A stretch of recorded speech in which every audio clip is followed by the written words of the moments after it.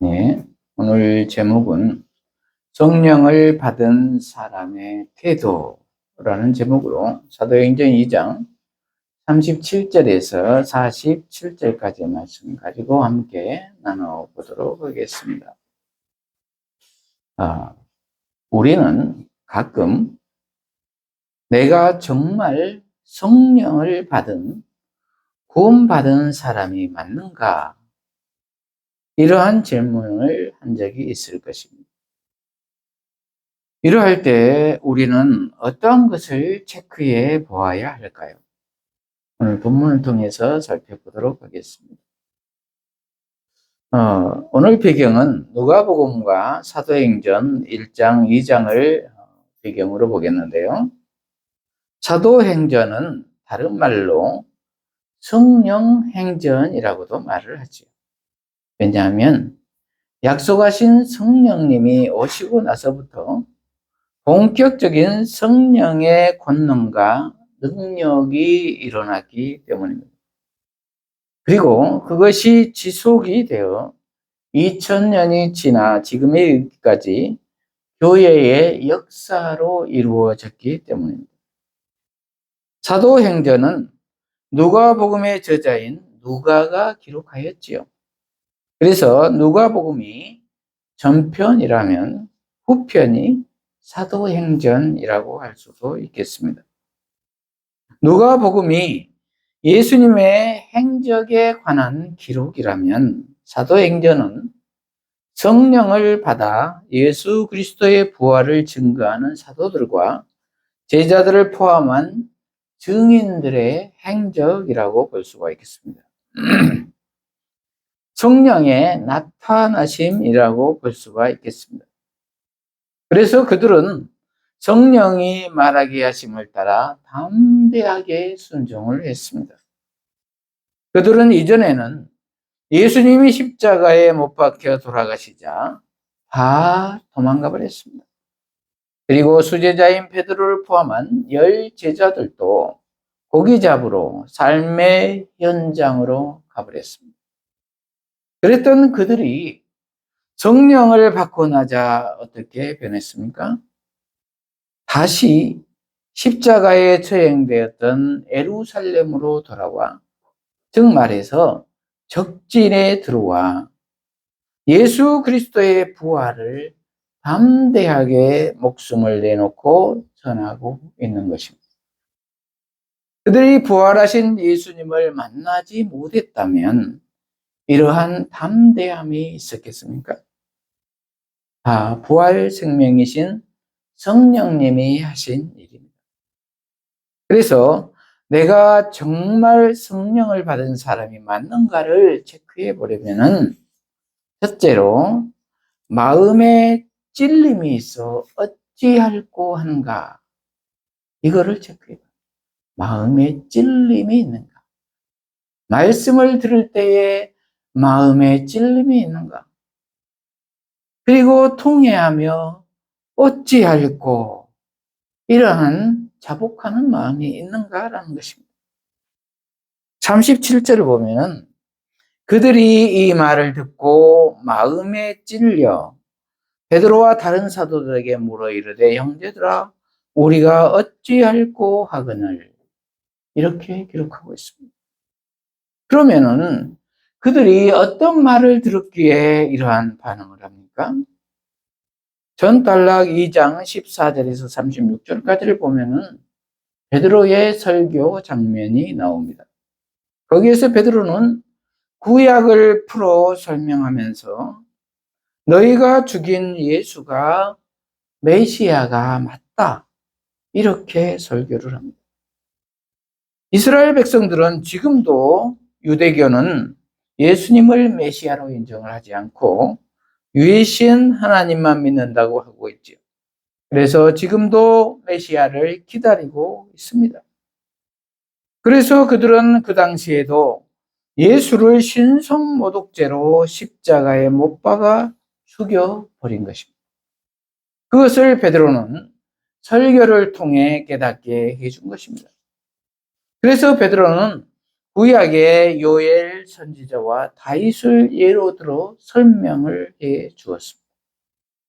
요엘 선지자는 이러한 오순절 성령 강림에 대해 17절에 보면은 하나님이 말씀하시기를 말세에 내가 내 영을 모든 육체에 부어주리니 너희 자녀들은 예언할 것이요 너희의 젊은이들은 환상을 보고 너희의 늙은이들은 꿈을 꾸리라. 그때에 내가 내 영을 내 남종과 여종들에게 부어주리니 그들이 예언할 것이요 또 내가 위로 하늘에서는 기사를 아래로 땅에서는 징조를 베풀리니 곧 피와 불과 연기로다. 주의 크고 영화로운 날이 이르기 전에 해가 변하여 어두워지고 달이 변하여 피가 되리라. 누구든지 주의 이름을 부르는 자는 구원을 받으리라 하였느니라. 이렇게 기록하고 있습니다. 베드로가 설교한 이 구절은 구약의 요엘서 2장 28절에서 32절 말씀을 인용한 것입니다. 말세에 내가 내 영을 모든 육체에 부어준다는 것입니다. 그때의 자녀들은 예언하고 젊은이들은 환상을 보고 늙은이들은 꿈을 꾸게 된다는 것입니다. 그 말세의 증거가 바로 예수님의 십자가에 처형되고 로마의 압제하에 핍박이 심하여진 때라는 것입니다. 그래서 지금이 그 말세이며 이때에 누구든지 주의 이름을 부른 자는 구원을 받는다는 것입니다. 여기서 주는 예수 그리스도를 말합니다. 예수 그리스도로 말미암아 새 시대가 도래했다는 것입니다.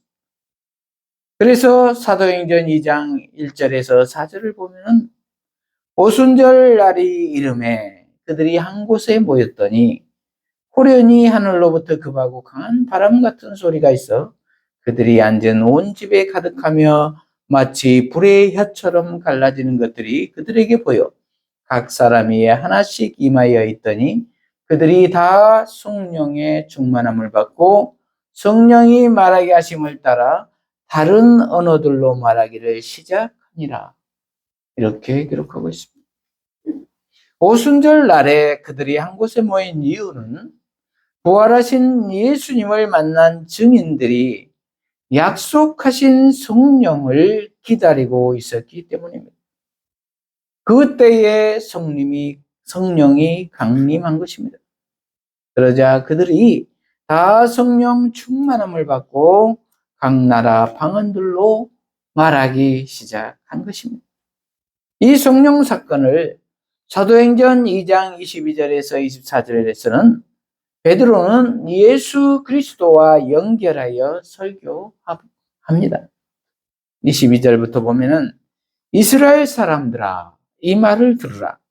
너희도 아는 바와 같이 하나님께서 나사렛 예수로 큰 권능과 기사와 표적을 너희 가운데서 베푸사 너희 앞에서 그를 증언하셨느니라.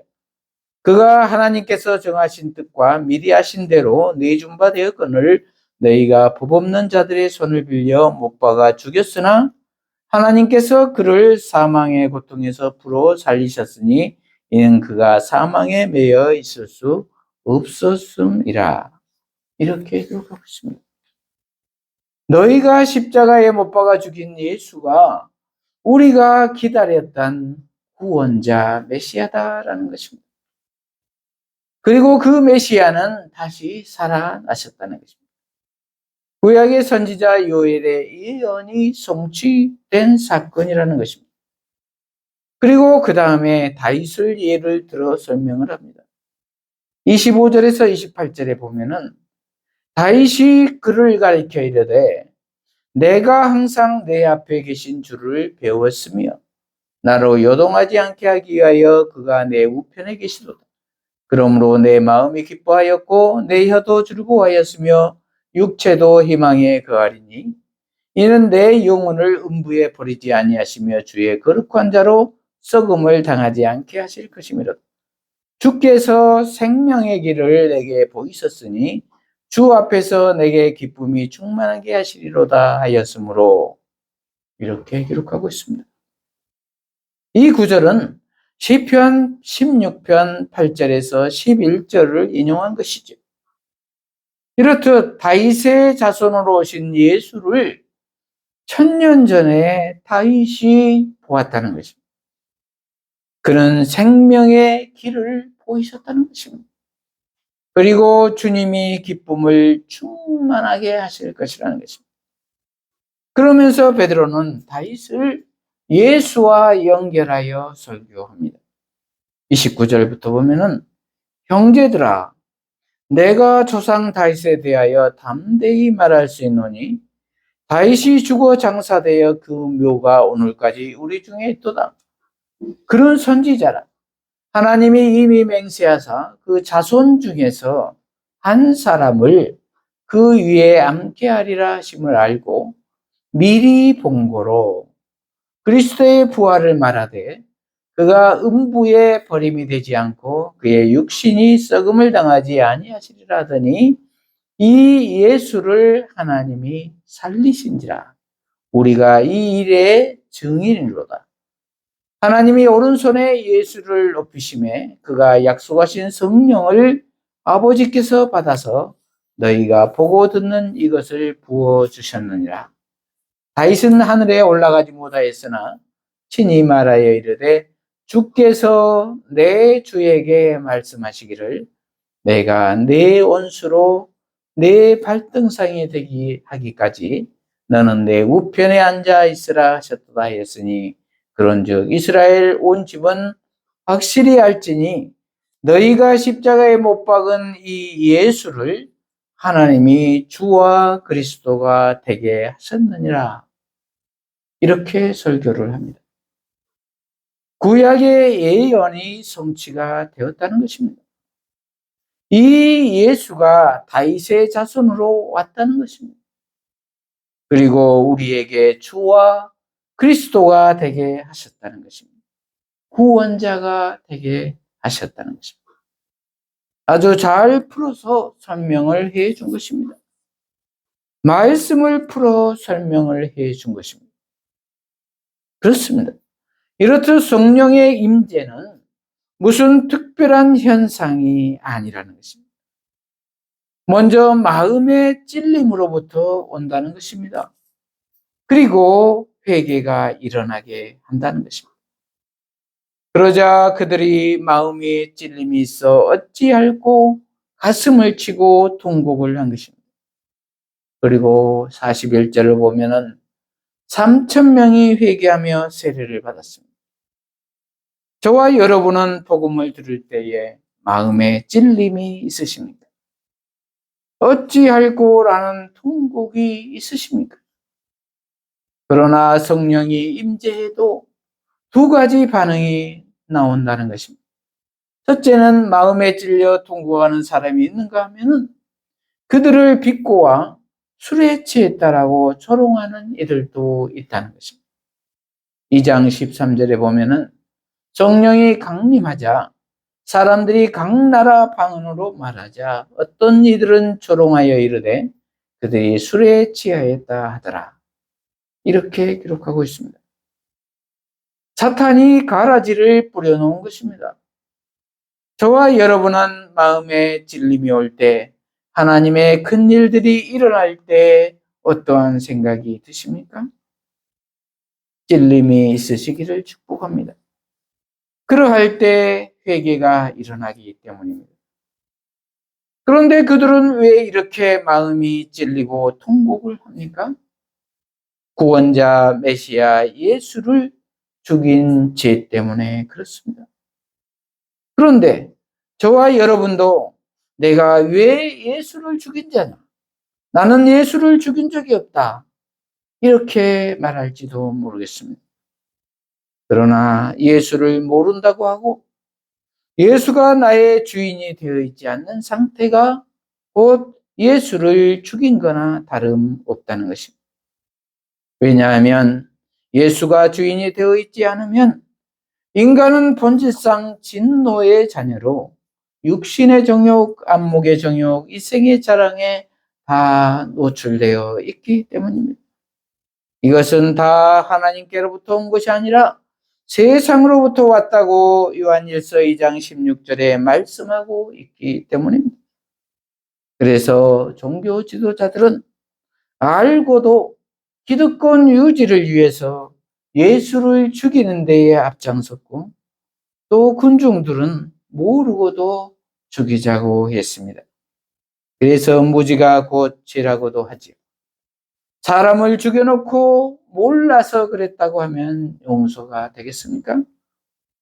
안 된다는 것입니다. 그래서 복음을 정확히 알아야 한다는 것입니다.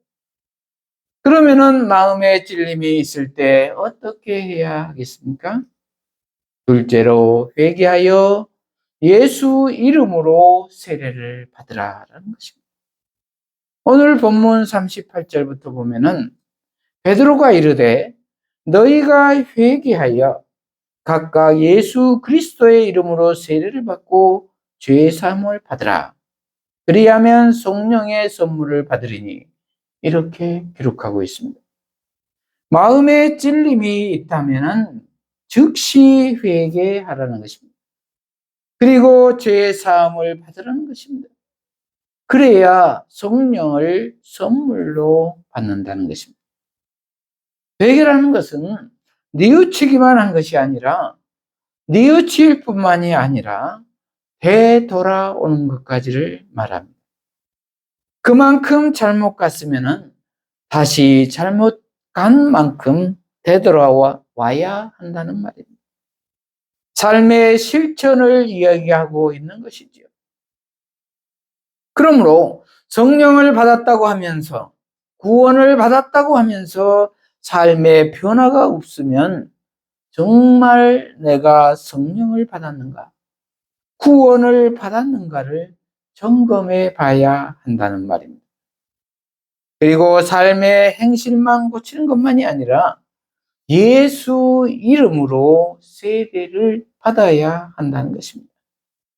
예수 이름으로 세례를 받는다는 것은 예수가 나의 주인이 되어야 한다는 말입니다. 내 인생 내 것이라고 주장하지 않아야 한다는 말입니다. 예수님의 것이 되어야 한다는 말입니다. 세례란 씻는다는 의미입니다. 고쳐서 쓴다는 말이 아닙니다. 옛 사람이 죽고 새 사람으로 태어나야 한다는 것입니다. 아주 흔적도 없이 다시 태어나야 한다는 것입니다. 그래서 침례교회에서는 침례를 주지요. 아주 물속에 집어넣었다가 빼내지요. 우리 예장합동에서는 약식으로 머리에 물을 얹어 세례식을 하지만 원래 의미는 그렇습니다. 셋째로, 교회 공동체에 속해 있는가? 교회 공동체에 속해 있는가? 42절부터 보면은 그들이 사도의 가르침을 받아 서로 교제하고 떡을 떼며 오로지 기도하기를 힘쓰니라, 이렇게 기록하고 있습니다. 성령 받은 사람들의 특징입니다.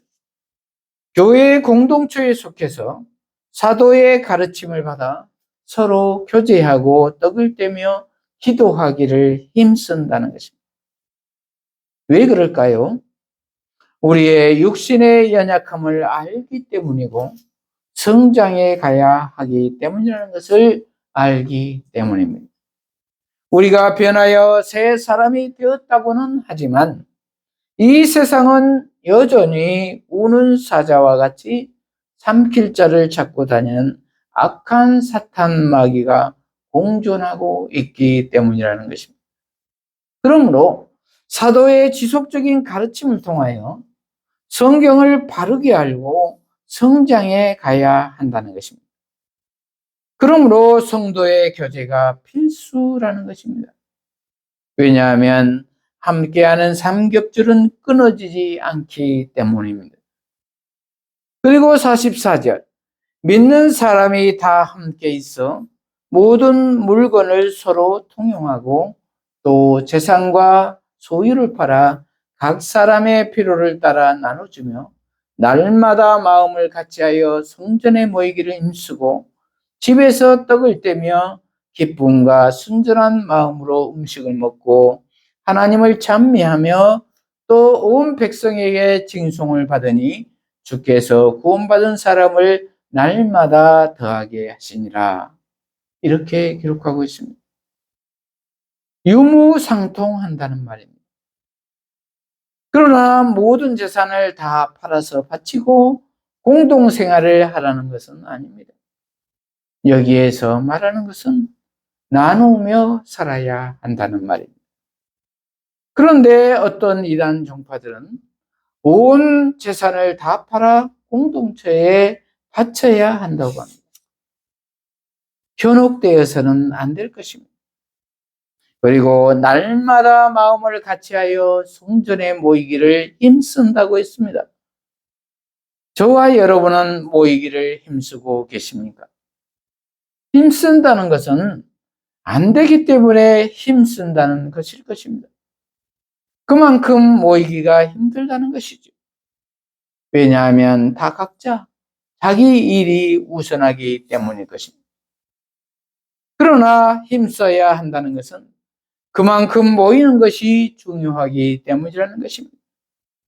거기에서 힘을 얻고 살아계신 하나님을 볼 수가 있기 때문입니다.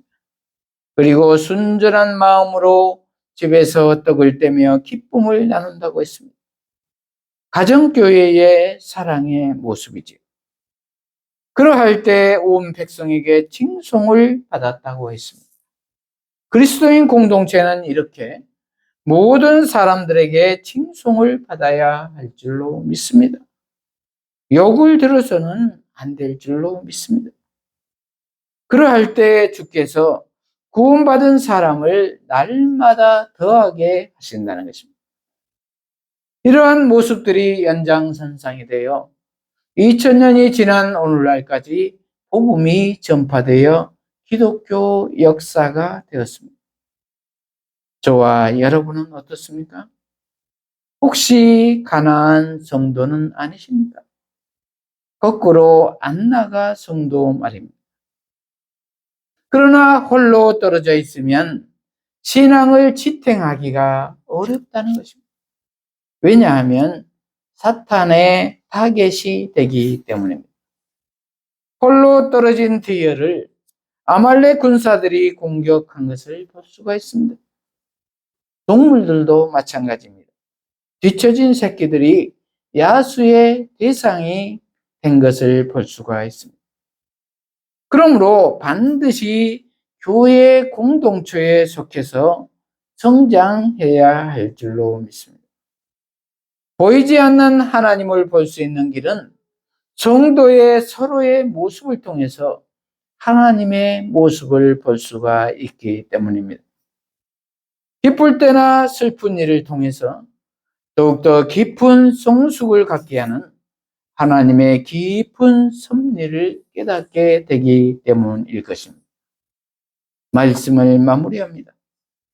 능력 있는 삶을 살려면, 이기는 삶을 살려면 성령을 필히 받아야 할 것입니다.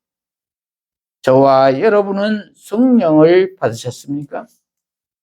이미 오신 성령을 받으려면 우리는 마음 문을 열어 늘 말씀에 찔림으로 반응하며 어찌할꼬 하며 날마다 회개하며 예수 그리스도 이름으로 세례를 받아 죄 용서함을 받아야 할 줄로 믿습니다.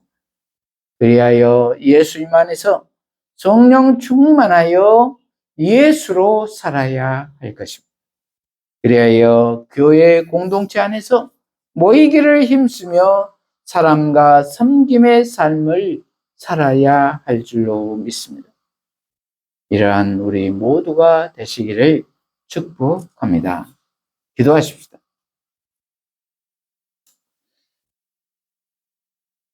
하나님 아버지, 오늘 성령을 받은 사람들의 태도라는 제목의 말씀으로 깨닫게 하시니 감사합니다.